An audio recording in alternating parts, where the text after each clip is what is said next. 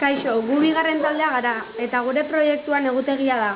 Iluntasuna dagoenean argia eta haizegailua martxan jarriko duen sistema automatikoa duen egutegia egitea eskatu digute. Erabilitako materiala egurra, plastikoa, kola, guata, kableak, klipak, landareak, 4,5 voltioko pila, kartoia, bombilla, 4,5 voltioko motorra, latorria, LDR-a, 1,5 kilomeko erresistentzia, 2,5 kilomeko erresistentzia, 10 kilomeko potentiometroa, LED diodoa, RLA eta BC517 transistorea. Iluntasuna dagoenean LDR-aren erresistentzia handitzen da. Orduan, korrontea transistorera iristen da, hau aktibatzen da eta RLAan zehar korrontea pasatzen uzten du. RLA aktibatzen da eta bigarren zirkuituko motorra eta argia pizten ditu.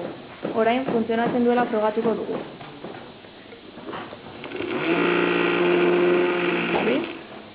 Argia gerturatu.